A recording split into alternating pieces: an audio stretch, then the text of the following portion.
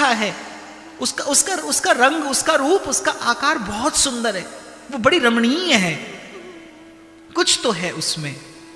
विचार करिए, जिसके हृदय में भगवत मिलन की इच्छा है, जिसके हृदय में भगवत मिलन की इच्छा है, उसे कुछ तो ऐसी दिव्यानुभूति भीतर होती है। इसलिए कल भी मैंने निवेदन किया था, बड़ा सौभाग्य है, देवता इस सौभाग्य को लालायित होते हैं। वल्लभाचार्य जी महाराज रीझ गए किस पर? सूरदास जी के दैन्य पर। सूरदास जी की जो दीनता थी, सूरदास जी की जो विनय थी, जैसे कोई बड़ा उदार व्यक्ति हो ना, उसके सामने कोई दीन आ जाए, कोई हीन आ जाए, कोई आंखों में अश्रु भर के आ जाए, तो वो उदार व्यक्ति अपनी सहज उदारतावश न देने वाली वस्तु भी दे देता है, क्योंकि वो उदारता उसका स्वभाव है। बहुत लोग हमने देखे जीवन में ऐसे, वो किसी को रोता देखते हैं तो रो पड़ते हैं। और वैसे भी भजन करने वाले का चित्त तो इतना सरस होना ही चाहिए। वैष्णव जन तो तेने कहिए, जे पीर पराई जाने रे, और पर दुखे उपकार करे। लेकिन फिर इसी दैन्य का परिचय देते हैं नरसिंह मेहता भी, मन अभिमान न आने रे। देना कैसे? ऐसे रहीम देते हैं कि देनहार कोई और है, जो भेजत दिन रैन, लोग भरम हम पर करें, तासो नीचे नैन। तो श्री महाप्रभु जी रीझ गए सूरदास जी के दैन्य पर।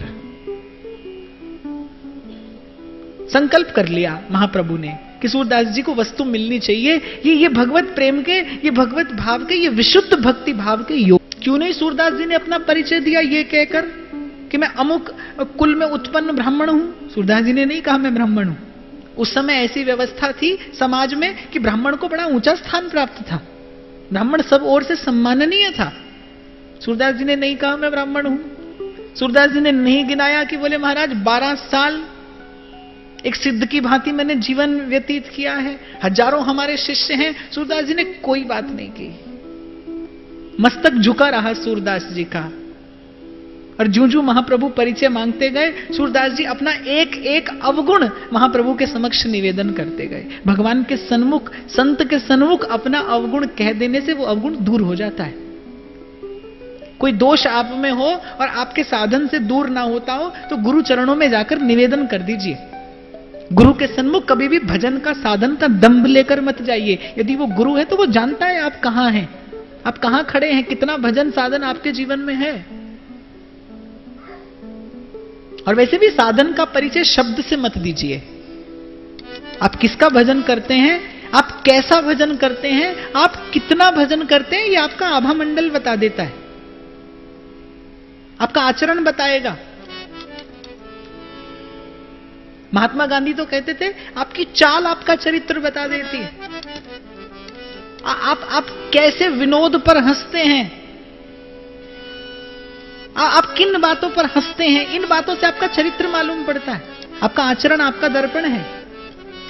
तो साधन को और गुरुजनों के सामने तो बिल्कुल भी अभिव्यक्त मत करिए। संत के सामने तो अपना दोष कहना चाहिए, संत के सामने भजन का दंभ लेकर मत जाइए। हमारे पास कोई आएगा, बोले महाराज जी कथा करानी है, 50 करा चुके। पहली बात ये बोलेंगे, बोले 50 करा चुके, अब 51वें आप मिल गए, 52वां कोई और मिल जाएगा।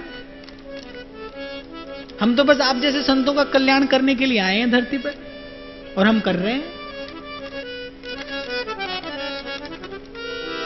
अब भाई इतने मूर्ख थोड़ी हैं हम, आधी बात आप कहते हो, आधी हम समझ जाते हैं। कुछ आप कह देते हो, कुछ हम समझ लेते हैं। नहीं, सूरदास जी ने कुछ नहीं कहा, रोते रहे,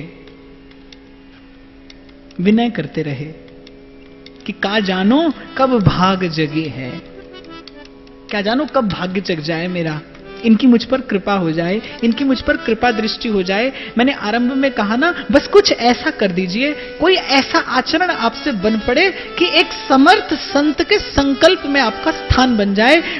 सूरदास जी की दीनता ने, सूरदास जी के दैन्य ने विवश कर दिया महाप्रभु जी को सूरदास जी पर कृपा करने के लिए। दीनता ठाकुर जी को विवश कर देती है कृपा करने के लिए। ठाकुर जी व्याकुल हो जाते हैं जीव की दीनता से।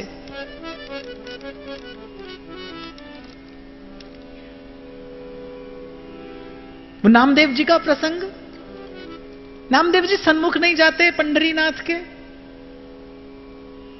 बड़ी भीड़ मंदिर में, और भगवान के नेत्र चंचल हो रहे हैं, यहां देखते हैं वहां देखते हैं। रुक्मिणी जी ने पूछा, बोले प्रभु किसे खोज रहे हो? बोले नामा आया है मंदिर में। अरे नामा आया है तो आ जाएगा सामने। अरे वो नहीं आएगा। क्यों? वो दर्शन करने आया है तो सन्मुख क्यों नहीं होगा? बोले वो मंदिर के किसी कोने में मुख छुपाए बैठा बैठा रोता है, गिड़गिड़ाता है कि क्या मुख लेकर आपके सन्मुख आऊं प्रभु। इस प्रकार लजाते सकुचाते गिड़गिड़ाते नामदेव जी को कौन ढूंढता है? पंढरीनाथ ढूंढते हैं, विठ्ठल खोजते हैं ऐसे भक्त को। अब पीछे पीछे हरि फिरे, कहें कबीर कबीर। बस आप भी इतने सजग रहना, भजन के परिणाम की चिंता मत करना। लेकिन कहीं भजन करते करते भजन का दंभ तो नहीं बढ़ रहा? कहीं आप में कर्तृत्व का अभिमान बढ़ता तो नहीं जा रहा? कहीं आपकी स्मृतियां इन्हीं भावों के जाल में उलझती तो नहीं जा रही कि आपने इतना भजन कर लिया, आप इतने साधन संपन्न हो गए, आपने ये भी जान लिया और आपने वो भी जान लिया। भजन का एक ही परिणाम है, यदि आप उचित रीति से किसी उचित संत के मार्गदर्शन में रहकर भजन करते हैं, साधन करते हैं, शुभ कर्म करते हैं, तो प्रत्येक शुभ कर्म के परिणाम में आपका दैन्य बढ़ना चाहिए, आपकी विनय बढ़ जाए, जीवन में आपका शील बढ़ जाए, आपकी विनम्रता की अभिवृद्धि कराए आपका साधन। प्रत्येक शुभ कर्म के पश्चात आपकी भीतर की दृष्टि का परिमार्जन हो और आपको अपना अवगुण दिखने लगे। आप जितनी बार गुरु चरणों का सेवन करें, आप जितनी बार संत की सेवा करें, उतनी बार संत और सद्गुरु की सेवा के प्रसाद स्वरूप आपको अपना दोष दिखे, आपको अपना अवगुण दिखे, आपके जीवन में संकोच बढ़े। भगवान के सामने कोई वस्तु लेकर जाइए, गर्व से मत लेकर जाइए। सुदामा गए 2 मुट्ठी तंदुल लेकर, लेकिन सुदामा सामर्थ्य नहीं जुटा पाए वो 2 मुट्ठी तंदुल द्वारिकाधीश को निवेदन करने की। कितना परिश्रम करके आए हैं, नंगे पांव चल के आए हैं, और किसी से मांग कर लाए हैं प्रभु को देने के लिए।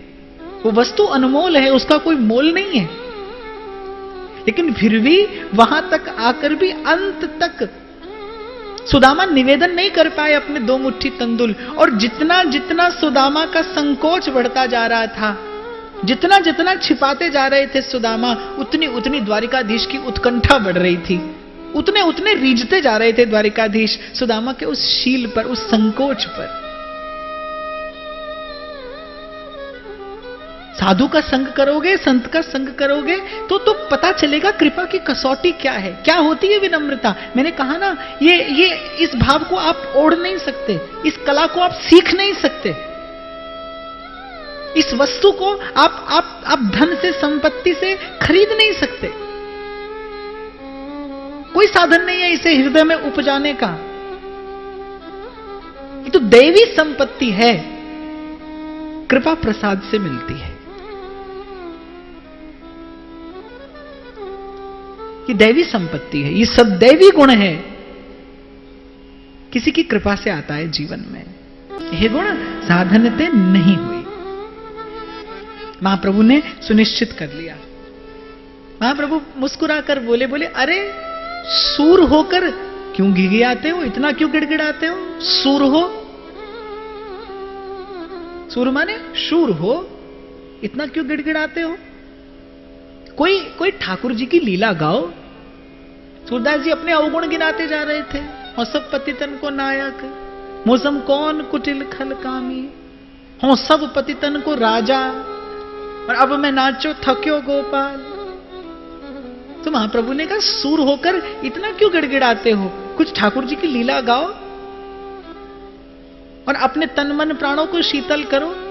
कितनी सुंदर बात, कितना सुंदर उत्तर दिया सूरदास जी ने कि प्रभु आपकी कृपा के बिना लीला की अनुभूति कैसे हो, और लीला की अनुभूति ना हो तो लीला का गान कैसे करूं? आज हमारे समाज की सबसे बड़ी विडंबना क्या है? यही तो है कि अयोग्य व्यक्ति समाज को मार्गदर्शन दे रहा है। यही समाज की आज विडंबना है। अयोग्य व्यक्ति, अनधिकारी व्यक्ति, एक व्यक्ति जिसमें साधारण सिपाही का भी गुण नहीं है, वो सेना नायक बन के चल रहा है। हजारों लोग उसका अनुसरण कर रहे हैं, अंधानुकरण हो रहा है समाज में, और इसीलिए समाज पतन की ओर जा रहा है। इसीलिए आज धर्म व्यापार होता जा रहा है। और मैं आपको एक शास्त्र सम्मत बात बड़ी विनम्रता से निवेदन करना चाहूंगा। मुझे किसी की निंदा नहीं करनी है, किसी का खंडन भी नहीं करना है, परंतु एक बात कहना व्यासपीठ का कर्तव्य भी है और अधिकार भी।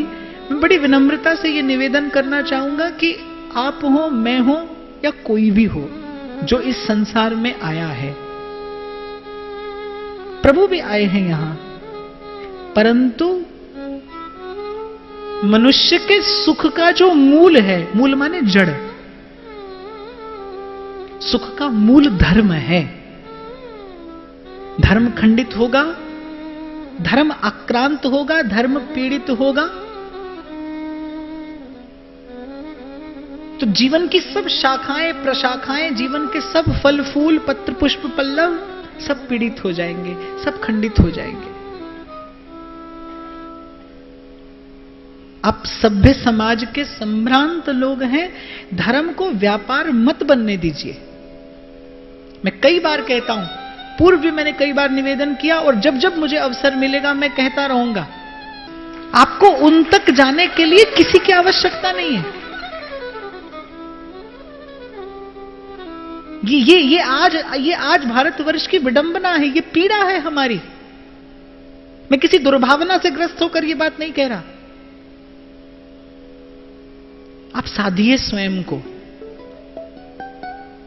आध्यात्मिक उन्नति किसी के आश्रय से नहीं होती, भगवान के सहारे होती है।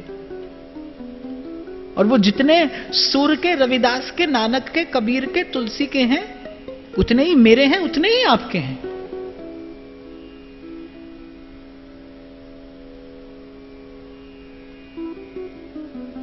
साहब 365 दिन है साल में, और 366 लोग कथा कराने वाले हैं। कैसे कर दें हम? समझ में ही नहीं आता।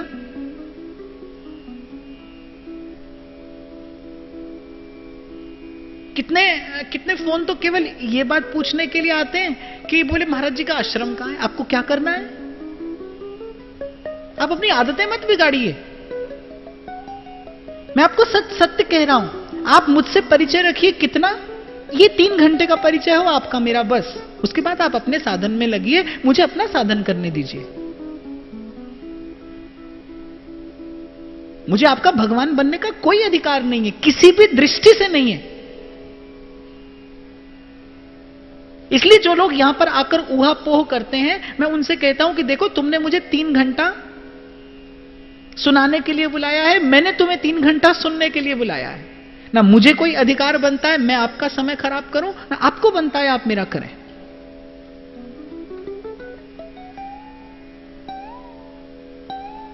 और मैं तो एक और बात पर पिछले कुछ वर्षों से चिंतन करता हूं, क्योंकि देखता हूं, नित्य प्रति देख रहा हूं, मैं आश्रम बनाऊं, छल से, कपट से धन अर्जित करके, फिर मैं आश्रम बनाऊं और आप लोग आए।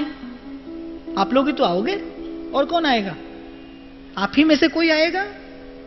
मैं आश्रम बनाऊंगा, आप लोग आकर उसे घर बना दोगे।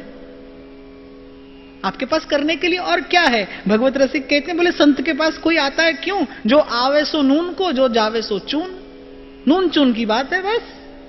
भजन की बात करने वाला तो कोई बिरला होता है। और साहब मैं तो समझता हूं कि जिसको भजन करना है उसको कथा सब कुछ देती है। भजन के मार्ग पे चलने वाले का कोई ऐसा संशय, कोई ऐसी जिज्ञासा रहती ही नहीं जो कथा से जिसका समाधान ना हो जाता हो।